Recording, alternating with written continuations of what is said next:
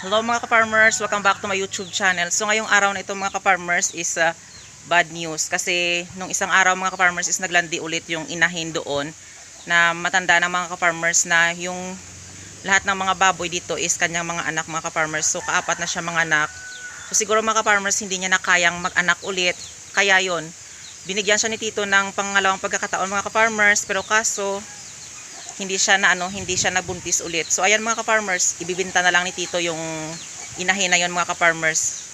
So tara mga ka-farmers, samahan niyo ako sa aming pagkukuha ng baboy.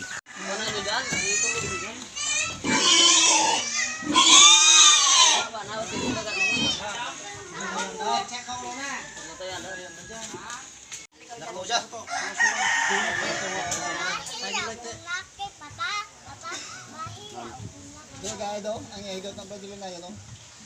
Ito kaso. So yun mga ka-farmers, tapos na akong magtulong sa kanila na magbuhat ng baboy at ikarga doon sa kanilang sasakyan. So ngayon nandito naman ako ngayon mga ka-farmers sa ibaba at kukunin ko naman ngayon si Buri. Kasi doon yung kapatid ng stepfather ko doon sa kabila na meron silang baboy is magpapabulog sila mga ka-farmers. Nung kumuha kami ng baboy is pumunta siya doon sa sa tabing kalsada na nagsabi na kailangan talaga dalhin ngayon yung baboy kasi magpapabulog yung ang kanyang baboy na inahin mga ka-farmers. Yung high form mga ka-farmers, malaki na yun yung kanilang baboy. So tara mga ka-farmers, tukunin ko na ngayon si Buri. So ayan na si Buri oh. Ayan. So ayan mga ka-farmers, hindi na kami nagpapabulog kahit kanino pa yung aming aming barako kasi natakot kami na baka magdapo yung mga sakit-sakit. Pero syempre magkamag-anak lali at kapatid ng stepfather ko. So kami na lang yung nagpapabulog ng mga inahin, na nagpapabulog ng mga baboy dito. So sa iba hindi na namin dinadala yung mga baboy doon or sa kanino pa mga ka-farmers. So ayan, kunin ko na ngayon si Bori. So ayan, mga ka-farmers, kasama ko yung kapatid ko kasi doon pa yun sa kabila. Ayan.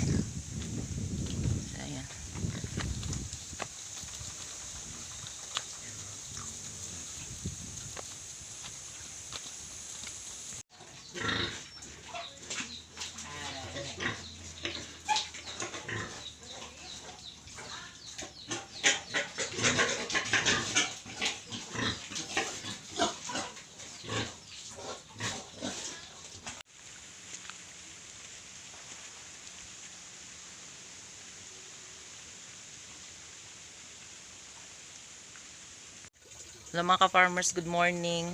So mga ka-farmers, ito na yung karugtong ng aking video ngayon. Kasi umaga na, kasi yung baboy na yon na kinuha nila kahapon is pinakilo pa yon doon sa bayan mga ka-farmers. So ayun, kahit mahirap mga ka-farmers kasi yung inahin na yon mga ka-farmers is matagal na talaga nagsama kami, siguro mga inaalaga ko mga ka-farmers, siguro mga 4 years na. So mahirap talaga mga ka-farmers, pero wala na rin akong magawa kasi yung space dito mga ka-farmers is hindi malawak. So sana mga ka-farmers, hindi ko na lang siya sana ibenta, sinabihan ko si Tito. Pero kaso, wala na rin akong magawa kasi yung lugar na linlagyan namin ng mga baboy is maliit lang. So ayan, ito na yun mga ka-farmers, yung kanyang yung dahil sa kanya napagawa ito. Ayan. Yung dalawang high form namin na baboy, yung lalaki at saka babae. Kaso yung isa mga ka-farmers na lalaki, hindi yun na ginawang bulugan kasi hindi siya marunong, kaya yun kinapon at yun ang binenta nung isang araw. So lahat na ito mga ka-farmers is nanggaling sa kanya. Lahat ng mga baboy na kinukuha ko doon at pinapaalagaan mga anak niya. So yung mga ka-farmers, matagal ko siyang inalagaan. Siyempre mahirap din mga ka-farmers nung nagtatrabaho pa ako dati sa bayan. Yung baboy na yun mga ka-farmers, siya yung una kong nabili na biik. Kaso nung namatay si Tito, is binenta ko yun sa Tito ko na isa. Yun ngayong may-ari nito. So binenta ko sa kanya kasi ako naman lang yung mag-aalaga eh. So yan, binenta ko na lang, tapos si Tito na lang yung lahat-lahat ng mga pagkain ng baboy. Tapos ako na lang yung nagpapakain. Tapos si Tito yung nagpapadala ng pera kasi yung Tito ko kasi is malayo siya dito. So lahat-lahat ng ito mga ka-farmers ng kanyang kanyang mga alagang baboy at saka mga iba niya pa mga ka-farmers na mga business. Yun, meron siyang maliit na na tindahan doon mga ka-farmers.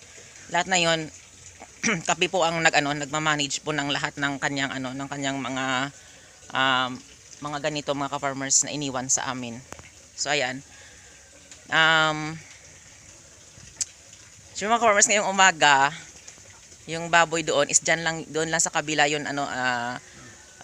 binenta kasi doon may namatay. So dito sa probinsya kasi kapag namatay, kapag ilibing na siya or bukas na ilibing, so meron sila talaga dito sa probinsya na kumakatay sila ng baboy kasi para din sa mga kamag-anak. So yung nagbili doon lang sa kabila, rinig ko pa yung iyak ng baboy mga ka-farmers. Siyempre masakit din, pero ganyan talaga ang buhay mga ka-farmers na kailangan talaga natin na siyempre siguro sa iba siguro masabi sila na ang uwi ko naman ng ganyan kasi sa hirap, 'di ba, na ganito yung ginagawa ko na kahit ganyan. Siyempre mga ka-farmers, kasi kung magmasama ko yung isang alagang hayop or like mga dogs, cats, mahirap talaga kapag mamatay sila, 'di ba? Kasi sila yung nakasanayan mo na araw-araw, kasama mo sila, araw-araw pinapakain mo. Ganyan talaga mga ka-farmers. Kasi yan din yung ni Tito sa akin na siyempre hindi ko talaga pinabayaan yung mga hayop kasi kapag may alaga akong hayop, hindi ko talaga sila pinabayaan. At siyempre kailangan natin sila ding alagaan ng mabuti, 'di ba? Hindi lang na pwede natin sila mabenta, pwede tayo magkapera. Siyempre yung kung ano naramdaman nating tao, yan din yung naramdaman nila. 'Di ba? Yun lang. Kaso ganyan talaga ang buhay mga ka-farmers kasi sabihin dito sa akin kapag hindi na ibenta at matanda na siya, is kapag mamatay daw, trabaho pa at ipapalibing pa, so maghuhukay pa. So ganyan, walang libingan kasi wala namang lupa dito. Si Tito sabi niya sa akin, kasi kailangan lang natin ibenta kasi kung nagkikira para kahit papaano magkapera din at saka mabalik din yung puhunan ko nung nagginasto na. Sabi ko okay na din. Sige, wala na ako magawa kasi sa kanya doon eh. Tapos mga ka-farmers, yung isang baboy naman doon is binenta namin yung black and white na yun na maliit na kasama ng ibang biik doon. Kahapon dalawa yung nabenta, tapos yung isang araw yung isang nakapo na malaki. So ayan, kahit hindi po si Tito gusto na ibenta, pero nakikiusap po talaga ako sa kanya mga ka-farmers kasi kawawa talaga kapag yung virus na tatama dito. So ayan, mga malaki talaga yung pera na alam ko malaki yung pera na inilabas ni Tito at saka malaki din yung pera na nakuha niya doon sa baboy, na 3 baboy na binenta mga ka-farmers. Pero yung lahat ng total mga ka-farmers at yung lahat po ng nagamit ni Tito na pakain sa mga baboy, kasi gumagamit siyang commercial feeds doon sa sa isang hyper na kapo na yon mga ka-farmers na malaki. Hindi din malulugi si Tito. Meron din siyang konting tawag doon, konting profit mga ka-farmers. So ayan, napakiusapan ko din siya na syempre kapag magkasakit yung baboy is wala na talaga, hindi na mababalik yung pera. So malaki mga ka-farmers yung pera na na mga more than 60 tao yung pera. So ayun, yung pera na yun mga farmers, kahapon pinadala na namin kasi kahapon sila nagbayad, kaso gabi na. Pero pinadala namin doon sa bayan kasi nagpunta doon yung stepfather ko. Yun, kasi natakot din ako mga farmers, malaking pera yun. So yan talaga ang kapag makabenta ng baboy mga farmers, kapag malaki na yung may benta or more than kasi mga farmers, mga 10K, pinapadala ko yung kay Tito or sabi si Tito na kunin mo yung sayo, ganyan. Kinukunin ko din, tapos pinabili ko rin ng bigas doon sa bayan, tapos yung kay Tito pinapadala na sa kanya. Kasi mga farmers, mahirap talaga dito sa amin kasi hindi natin inaasahan na baka nung nagtatrabaho pa ako dun sa bayan mga ka-farmers na siyempre dyan na rin yung konting tindahan ni Tito. Isanakawan po kami mga ka-farmers ng more than basta malaki mga ka-farmers, hindi ko lang sasabihin kasi baka makita ni Tito magagalit yun. Basta malaki mga ka-farmers na na pera. Pero syempre mga ka-farmers, doon ko din na-realize na ang ginawa ni Tito sa akin na sabi ni Tito, hindi ko naman daw kasalanan na nawala yung pera. So, hindi ko na dan babayaran. So, talaga yung tiwala ni Tito sa akin na minsan talaga sa isang tao na kapag may tiwala sa iyo yung tao ng buo, wag na wag mong sisirain. Yan lang talaga ang masasabi ko sa lahat na nanonood. Kapag iniwanan kayo ng mga bagay na like mga kanilang mga business or kamag-anak, kahit hindi nyo pa yan kamag-anak, wag na wag nyong lulukuhin dahil sa darating na panahon, babalik din yan sa inyo yung kapag nagloko kayo ng isang tao, hindi rin magaganda. So mga ka-farmers, naputol yung video ko kasi yung cellphone ko mga ka-farmers is luma na. Kaya nagpo-full storage ng mga ka-farmers. Kaya yun lang mga ka-farmers ang masasabi ko na kapag manloko tayo ng kapwa natin, babalik din sa atin yung karma. Naniniwala talaga ako dyan mga ka-farmers. Kaya kapag pinagkatiwalaan talaga ako, hindi ko talaga ginagawa yun. Kasi mahirap nang ibalik yung tiwala ng isang tao kapag nagloko ka. Kapag niloko mo. O alam mo na hindi ka na magluloko, pero kapag niloko mo isang tao, is mahirap na yun, 50-50 na yun. Na paniwalaan ka pa ng isang tao. Yan lang sa mga lahat na nanonood sa akin. Mag-ingat talaga tayo na manloko ng ibang tao. Kahit alam natin na, oo, nagawa natin yun. Tapos papatawarin tayo. Pero para sa akin, yung tao na yun na nagpapatawad sa'yo is hindi na yun tawag doon. Hindi na yun magtitiwala sa'yo ng buo. Parang may kunting natatakot na rin sa'yo, diba? Kasi nagawa mo yun eh.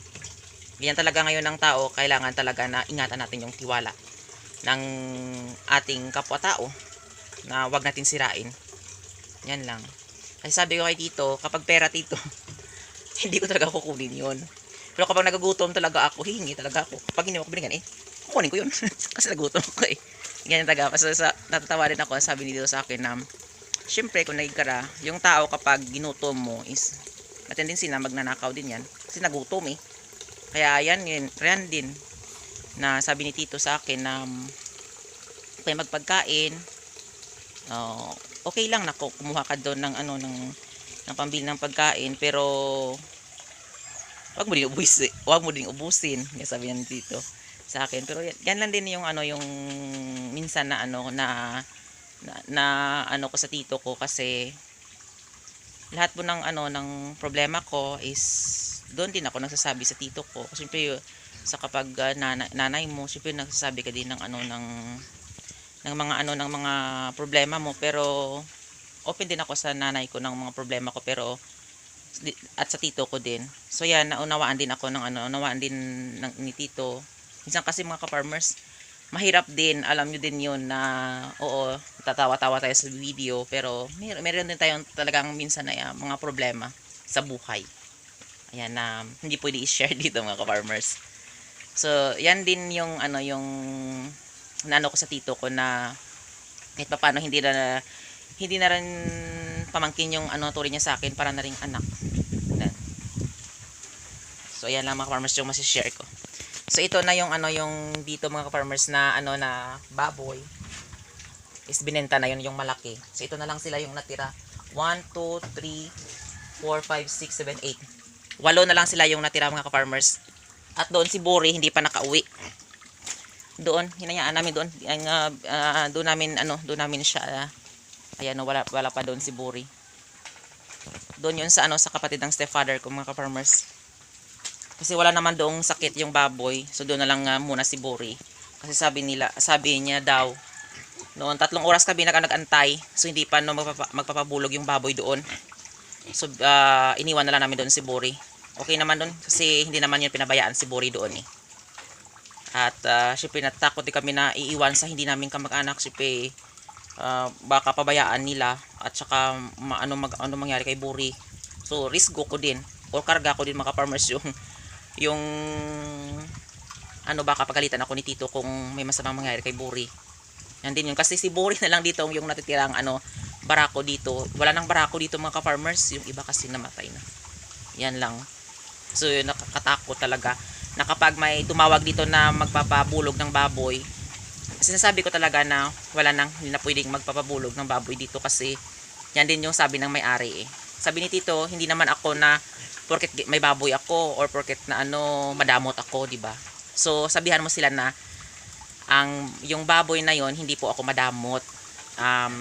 Inaalala ko lang yung sakit kasi madaming baboy dito. Yan din yung yung pinapaalala ko din kay Tito. At sa mga tao dito magpapabulog. So yan yung iba naghahanap na lang. Kasi malayo pa, doon pa yung iba. At doon pa yung nagpapabulog. So yan mga ka-farmers, maraming salamat sa walang samang pagsusupport at panonood nyo sa aking YouTube channel. And don't forget to like, share, and subscribe to my YouTube channel. Happy farming mga ka-farmers!